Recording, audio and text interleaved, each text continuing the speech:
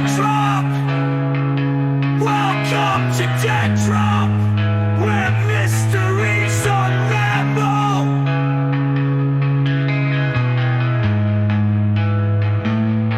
This is Dead.Drop. Welcome to Dead.Drop, where mysteries unravel. You're listening to Dead.Drop, where history's darkest secrets refuse to stay buried. I'm Paul Styling. When conventional explanations fall short, when witnesses suddenly stop talking, when evidence doesn't add up, that's where I begin. Each week, we follow the trail that others choose to ignore. The dead may not speak, but their stories are screaming to be told. Turn down the lights.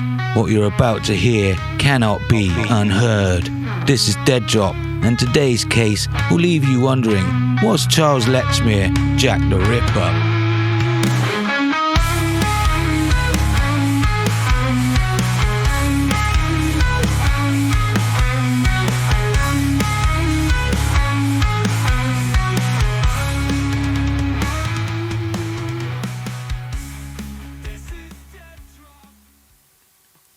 London, 1888. The East End was already a labyrinth of poverty, desperation and death.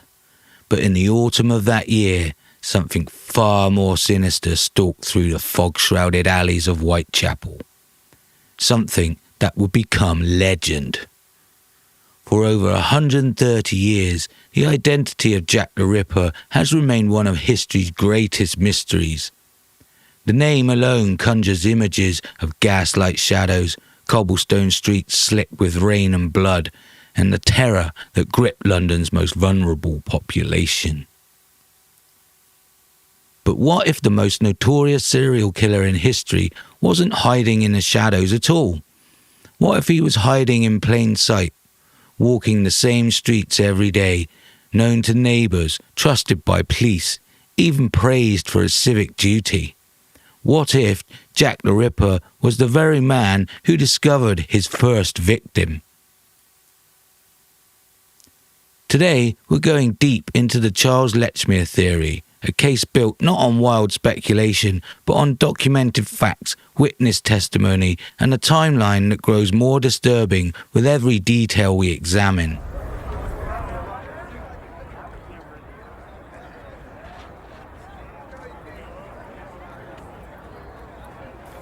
Before we focus on Charles Lechmere, we need to understand the full scope of what became known as the Whitechapel murders. The Whitechapel murders were committed in or near the impoverished Whitechapel district in the East End of London between the 3rd of April 1888 and the 13th of February 1891. At various points, some or all of these 11 unsolved murders of women have been ascribed to the notorious unidentified serial killer known as Jack the Ripper.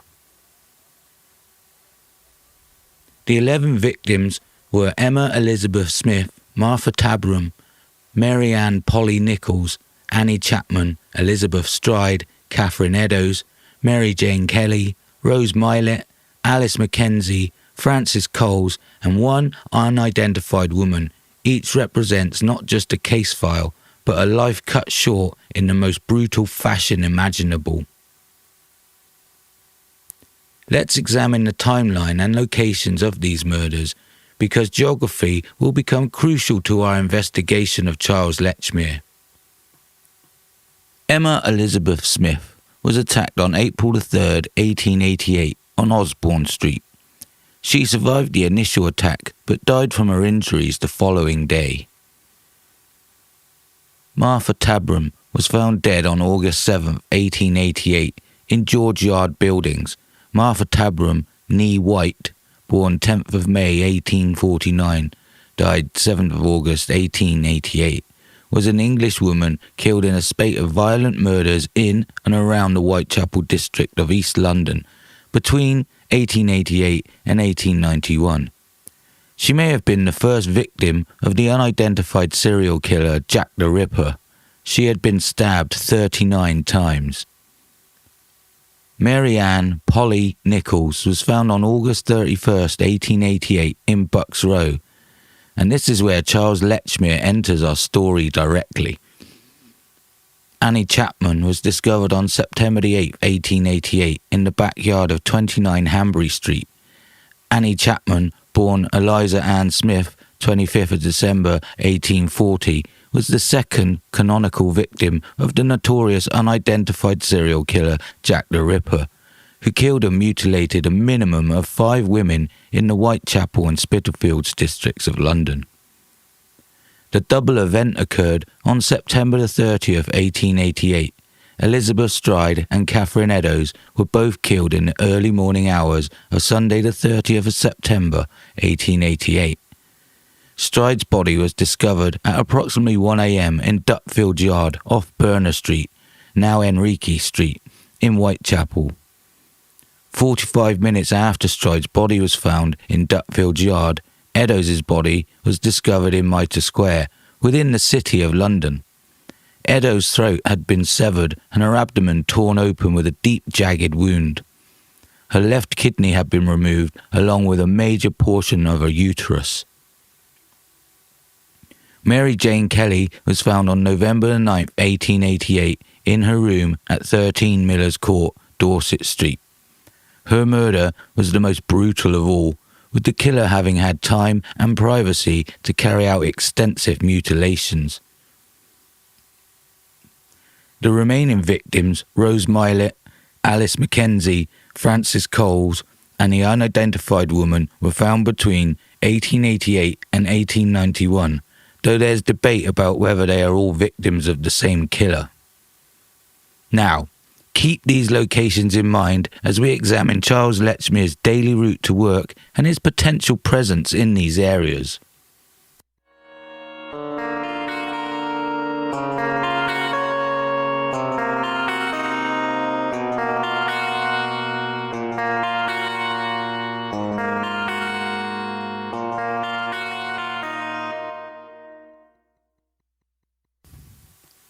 On the morning of August 31st, 1888, at approximately 3:40 a.m., a man walking to work made a discovery that would change criminal history. In Bucks Row, Whitechapel, he found what he initially thought was a tarpaulin lying in a gateway. It was the body of Mary Ann Nichols, and the man who found her gave his name as Charles Allen Cross. But here's where our investigation really begins. That wasn't his real name. At the time of the Whitechapel murders, Lechmere had been reportedly working for the Pickford's Company for more than 20 years. In Lechmere's testimony to the Nichols inquest, he said that he left for work at around 3:30 a.m. on the 31st of August, 1888. While walking Bucks Row, he discovered the body of Mary Ann Polly Nichols lying next to a gateway. Lechmere found Nichols at about 3:40 a.m. 4. When asked his name and address, he said he was Charles Cross of 22 Doveton Street, Bethnal Green, and that when he had found the body, he had been on his way to work at Pickford's in Broad Street, around a 35-minute walk from Bucks Row. The problem? Thanks to extensive research by investigators like Christa Holgren and Edward Stowe, we now know his real name was Charles Allen Lechmere. He had given police a false identity from the very first moment of his involvement in the case. Charles Allen Lechmere, born 5th of October 1849, died 23rd of December 1920, also known as Charles Allen Cross, was a native of East London who reportedly worked as a carman, it's a delivery driver, for the Pickford's Company for more than 20 years. Why would an innocent witness lie about his name? The common explanation is that he might have been worried about his employer finding out he was involved in a murder investigation. But Lechmere had worked for Pickford's for over 2 decades, a steady, reliable employee. Would such a man really risk further complications by lying to police about his identity?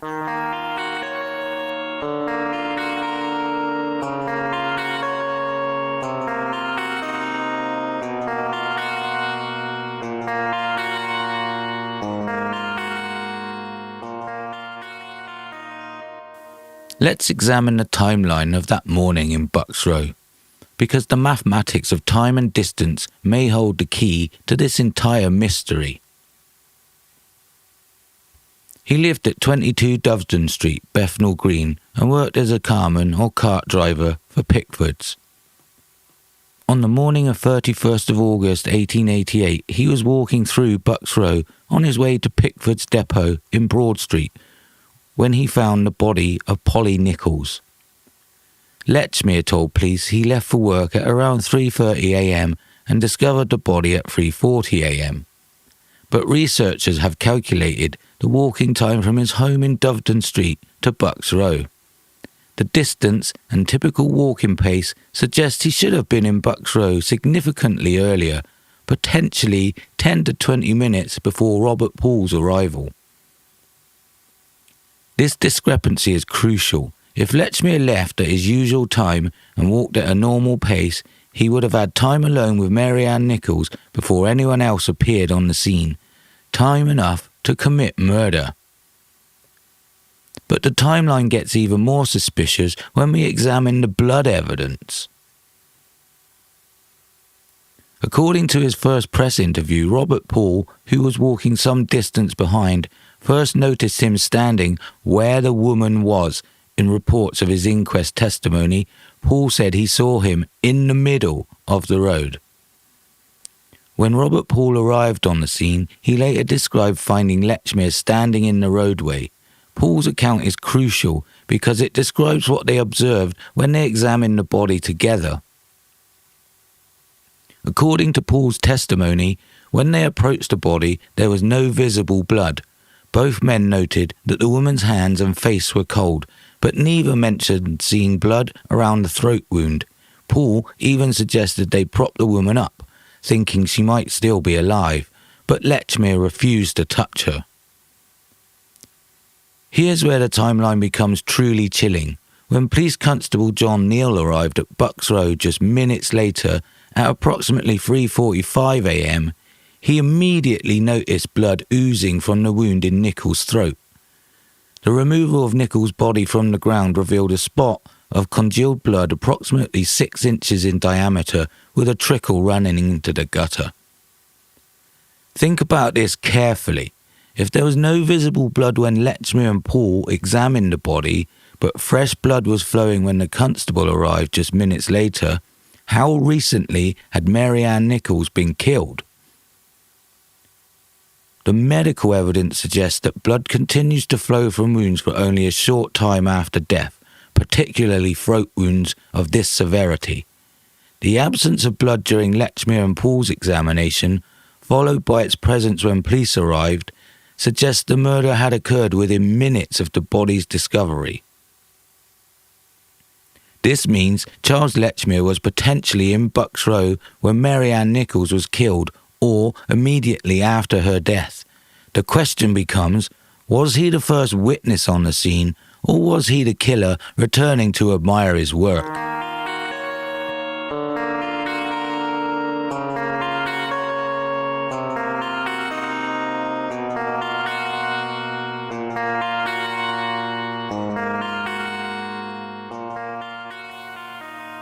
Robert Pool's account of Lechmere's behaviour during the discovery is revealing.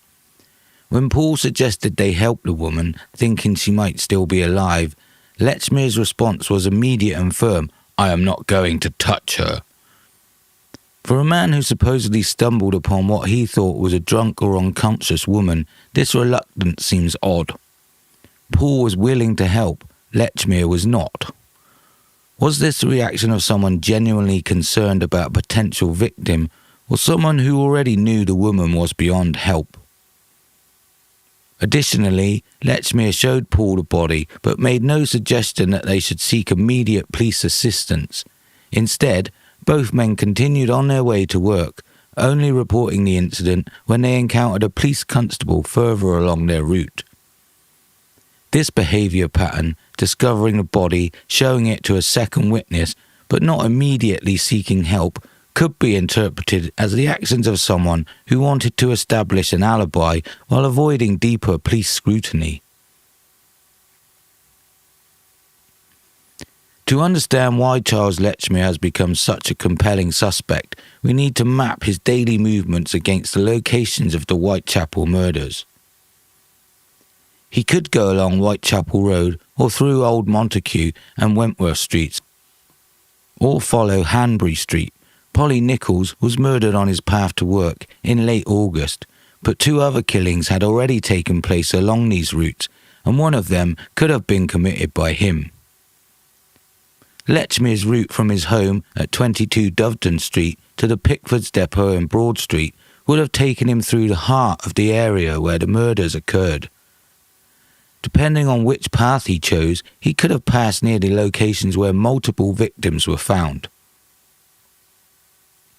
Martha Tabram was found in George Yard buildings on August 7th. This location lies along one of the possible routes Lechmere might have taken to work. Annie Chapman was discovered in the backyard of 29 Hanbury Street on September 8, 1888. Hanbury Street was specifically mentioned as one of the routes Lechmere could have used. The double event of September 30th, 1888 saw Elizabeth Stride killed in Dupfield's Yard off Burner Street and Catherine Eddowes murdered in Mitre Square. While these locations are slightly off Lechmere's usual route, they're within the general area of his movements, and it's worth noting that both murders occurred on a Sunday morning, a day when Lechmere's routine would have been different. Mary Jane Kelly was killed in Miller's Court, Dorset Street, on November 9th, 1888. Again, this location is in the general vicinity of Lechmere's daily travels. The geographic clustering of these murders along routes that Lechmere would have known intimately is circumstantial evidence, but it's compelling circumstantial evidence. This wasn't a killer who randomly selected victims across London. This was someone who knew the East End intimately, who could move through its streets without attracting attention, and who had legitimate reasons to be out during the early morning hours when most of the murders occurred.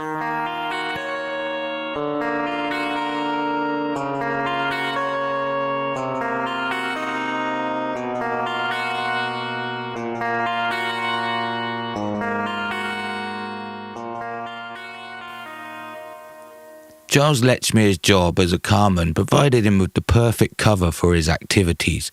Carmen were among the few people who had legitimate reasons to be out on the streets during the early morning hours when most of the Ripper murders took place. Just to recap briefly, Charles Cross was the local carman or carter, in modern-day parlance a driver or porter or removals man who, whilst on his way to work, at around 3:40 a.m. on August 31st, 1888, passed along Bucks Row and had the misfortune to stumble upon the body of Mary Nichols. His work schedule meant he would regularly be walking through Whitechapel during the hours when the murders occurred. Unlike other potential suspects who might have attracted attention by being out at unusual times, Lechmere had a built-in explanation for his presence. Moreover, as a carman, he would have had access to knives and cutting tools as part of his daily work. The precision of some of the Ripper's cuts has led many researchers to suggest the killer had some experience with blades, whether from medical training, butchery, or other occupations that required sharp instruments. Incidentally, the Booth survey of 1887 recorded a carman living at 22 Doveton Street. Perhaps he was a mate of Lechmere's. That's an interesting thought, because if he was a colleague from Pickford's and he was also a neighbour in Doveton Street, it suggests that Lechmere was part of a community of carmen in the area, making his presence on the streets even less suspicious. One of the most troubling aspects of the Charles Lechmere case is how little scrutiny he received from the police at the time. Here was a man who gave a false name, who had unaccounted for time at the scene of the first canonical Ripper murder, and who displayed unusual behaviour during the discovery of the body. Yet he was never investigated as a potential suspect. This lack of investigation might be explained by the social dynamics of Victorian London. Lechmere presented himself as a respectable working man, someone who had done his civic duty by reporting the discovery of a body. The police were more inclined to look for suspects among the criminal classes, the foreigners, the mentally ill, or the obviously suspicious characters. The idea that Jack the Ripper might be a seemingly ordinary family man with a steady job and a fixed address would have been almost inconceivable to the Victorian police mindset. They were looking for a monster, not a neighbour. This investigative blind spot allowed Lechmere to establish himself as a witness rather than a suspect from the very beginning.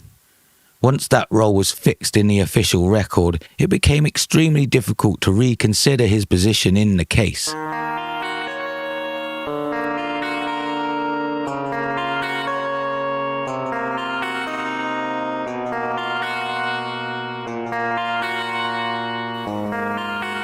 Charles Lechmere wasn't just a working man, he was a family man. By 1888 he was married with children, living at a respectable address in Bethnal Green. This domestic stability was part of what made him an unlikely suspect in the eyes of his contemporaries. But modern criminal profiling has taught us that some of history's most notorious serial killers have been family men who successfully compartmentalized their murderous activities from their domestic lives. The BTK killer, Dennis Rader, was a church-going family man who terrorized Kansas for decades. Ted Bundy was charming and appeared normal to those who knew him. The Yorkshire Ripper, Peter Sutcliffe, was married and held down steady employment. The ability to maintain a normal facade while committing horrific crimes is not unusual among serial killers. If anything, it's often a crucial element in their ability to evade capture for extended periods. Lechmere's family status and steady employment wouldn't have prevented him from being Jack the Ripper. They might have been the very things that allowed him to continue killing without suspicion.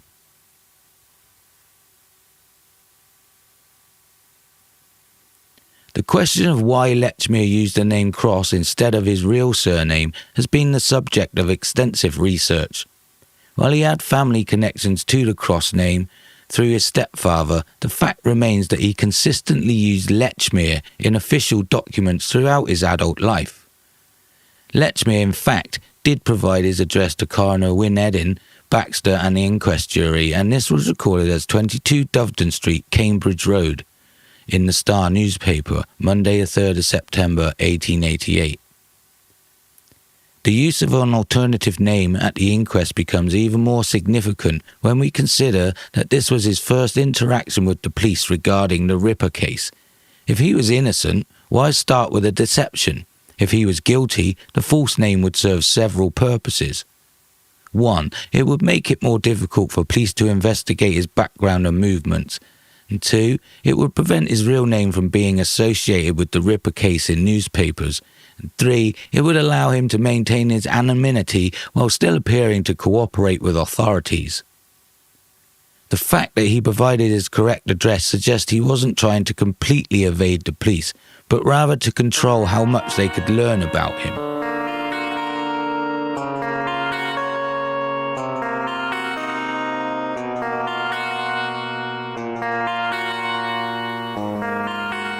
One of the challenges in evaluating the Charles Lechmere theory is the absence of physical evidence that could definitively prove or disprove his involvement. In 1888, forensic science was in its infancy. There was no DNA testing, no fingerprinting, no blood typing, and no sophisticated methods for analysing trace evidence. The lack of blood on Lechmere's clothing when Robert Paul encountered him has been cited by some as evidence of his innocence. But this argument assumes that a killer would necessarily be covered in blood.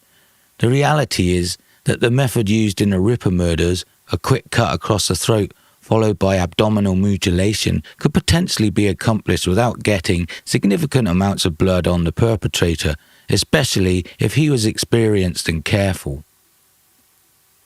Moreover, Lechmere was a carman who worked with his hands and would have been accustomed to cleaning up after messy work. If he was the killer, he might have had time to clean himself up during the unaccounted 4 minutes before Robert Paul's arrival. The absence of physical evidence doesn't exonerate Lechmere any more than it condemns him. But it does mean the case must be built on circumstantial evidence, witness testimony, and logical deduction. One of the most remarkable aspects of the Jack the Ripper murders was the killer's intimate knowledge of the East End's geography. He knew which streets to use, which areas would be deserted at specific times, and how to disappear quickly after each attack. This local knowledge has always been a key element in Ripper theories. The killer wasn't a stranger to the area. He knew it as well as someone who lived and worked there daily. Charles Lechmere possessed exactly this kind of local knowledge. As a carman who had worked the area for over 20 years, he would have known every street, every alley, every shortcut. He would have understood the patterns of police patrols, the habits of night workers, and the rhythms of life in Whitechapel. This knowledge would have been invaluable to a serial killer operating in the area. It would have allowed him to select victims, choose locations, and plan escape routes with the confidence that comes from decades of familiarity. If Charles Lechmere was Jack the Ripper, his behaviour on the morning of August 31st, 1888 represents a fascinating psychological profile. Rather than simply disposing of the body or fleeing the scene, he chose to discover his victim and involve himself in the investigation. This behaviour aligns with what we know about certain types of serial killers who derive satisfaction not just from the act of murder, but from the aftermath, the investigation, the public reaction, the sense of having deceived authorities. The psychology of inserting oneself into the investigation is well documented in criminal literature. Some killers attend the funerals of their victims, volunteer to help in searches, or even contact police with tips about the case. The thrill comes from being close to the investigation while knowing you're the person everyone is looking for. If Lechmere was the killer, his decision to wait for Robert Paul and then accompany him to find a policeman was a masterful piece of manipulation. It established him as a concerned citizen rather than a suspect, while giving him first-hand knowledge of how the investigation was developing.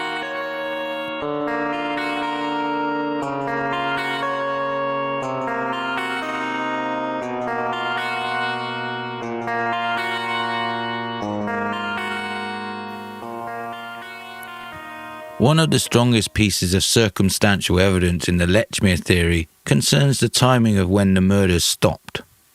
Mary Jane Kelly was killed on November 9th, 1888, isn't generally considered the last of the canonical Ripper victims. While there were other murders in the Whitechapel area in subsequent years, the distinctive pattern of the Ripper killings, the specific type of throat cutting and abdominal mutilation effectively ended with Kelly's death. Why did Jack the Ripper stop killing? Various theories have been proposed. He died, he was imprisoned, he moved away, or he simply decided to stop. But there's another possibility that fits with the Lechmere theory. After the Kelly murder, public and police attention on the Ripper case reached fever pitch.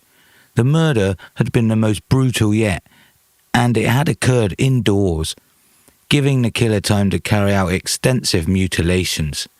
The public outcry was enormous, and the police investigation intensified dramatically. If Lechmere was the killer, this increased scrutiny might have convinced him that continuing would be too risky. He had already inserted himself into the investigation as a witness to the Nichols murder. Any further involvement, even tangentially, might draw the kind of attention he couldn't afford. The cessation of the murders after Kelly might not be due to the killer's death or departure, but rather to his decision that the game had become too dangerous to continue. It's important to acknowledge the limitations of the Charles Lechmere theory. Like all Jack the Ripper theories, it's built on circumstantial evidence and logical deduction rather than definitive proof. The passage of more than 130 years has made it impossible to conduct the kind of thorough investigation that might have resolved the case at the time. Researchers like Krista Holmgren have spent years developing the case against Lechmere, but they're working with incomplete records, missing documents, and inherent challenges of reconstructing events from over a century ago. The theory has its critics, who point out that the evidence is circumstantial, that the timeline issues might have innocent explanations, and that the use of an alternative name might not be as significant as it appears. These are valid criticisms that must be considered in any honest evaluation of the case. However, the accumulation of circumstantial evidence can sometimes be more compelling than a single piece of direct evidence. When multiple suspicious elements align, the false name, the suspicious timeline, the fresh blood evidence, the geographic connections, the behavioural patterns, they create a picture that's difficult to dismiss entirely.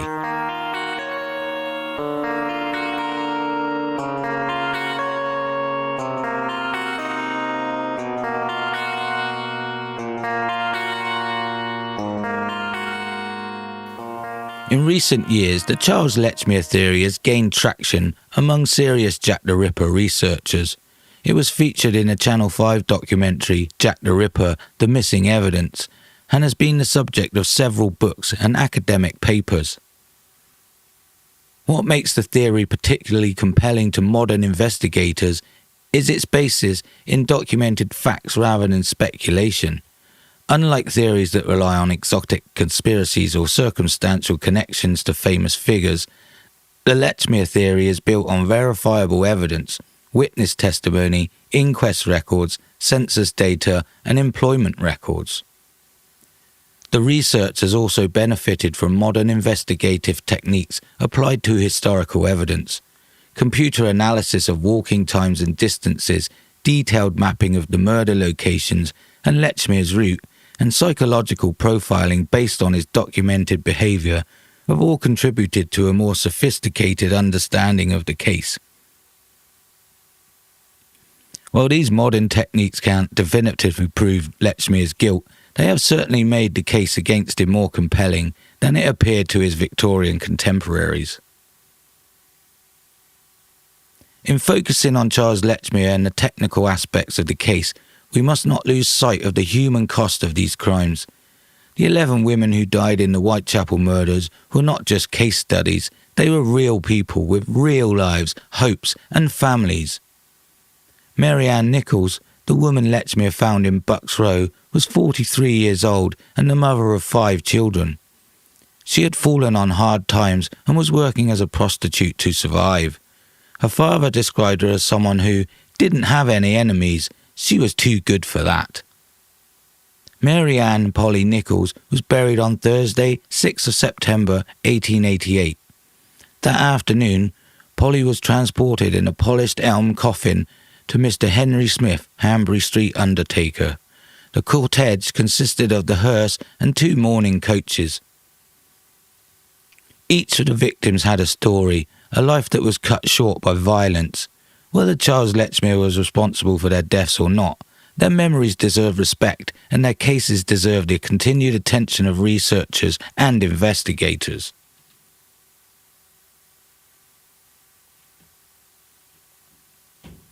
Even if Charles Lechmere was Jack the Ripper, he escaped justice in his lifetime.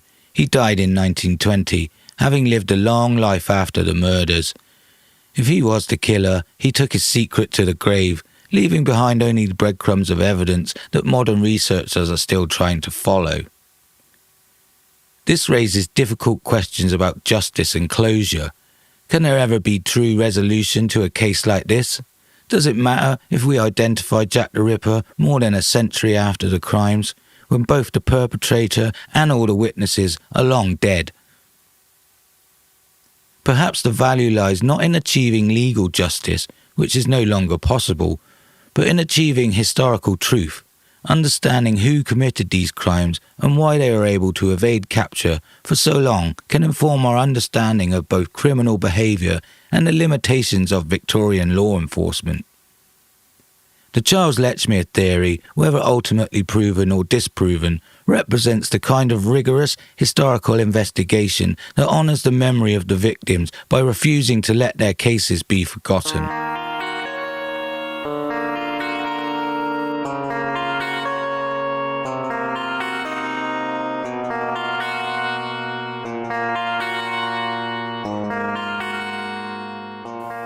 Let's summarise the case against Charles Lechmere. The false name. He gave police the name Charles Cross instead of his real name, Charles Lechmere, from his very first involvement in the case. The suspicious timeline. His claimed departure time and discovery of the body doesn't align with calculated walking times, potentially giving him 10 to 20 minutes alone at the murder scene. The fresh blood evidence. No blood was visible when he and Robert Paul examined the body, but blood was flowing when police arrived minutes later, suggesting the murder had just occurred. The geographical pattern. His daily route to work took him through or near the locations of multiple Ripper murders.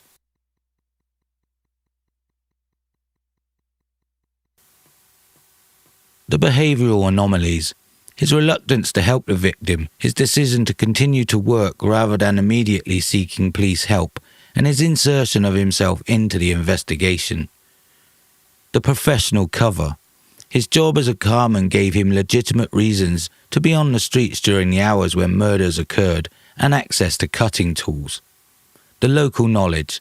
His 20-plus years working in the area gave him intimate knowledge of the streets, timing and patterns that would be invaluable to a serial killer.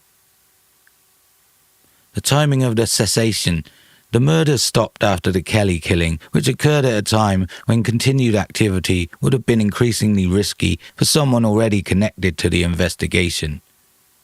Individually, each of these points might have an innocent explanation. Collectively, they create a compelling circumstantial case. So, the conclusion. The Charles Lechmere theory challenges our fundamental assumptions about how serial killers operate and how they evade capture. Rather than being a shadowy figure who strikes from the darkness, Jack the Ripper might have been hiding in plain sight, a working man, a family man, someone who appeared so normal that he became effectively invisible to the investigation. If Lechmere was indeed Jack the Ripper, it would mean that one of history's most notorious serial killers didn't just evade capture, he actively participated in the investigation of his own crimes. The audacity of such a deception is breathtaking.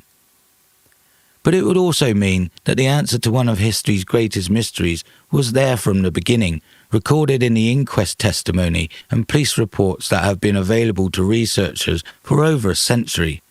Sometimes the most important clues are the ones hiding in plain sight. Was Charles Lechmere Jack the Ripper? The evidence is circumstantial but compelling. The timeline is suspicious, the behaviour is anomalous, the geography is damning, the psychology is consistent. We may never have absolute proof, but in the realm of historical investigation, sometimes the accumulation of circumstantial evidence creates a picture more compelling than any single smoking gun. The dead may not speak, but their stories refuse to stay buried. In the case of Charles Lechmere and Jack the Ripper, the truth may have been standing in Bucks Row all along, waiting for someone to ask the right questions.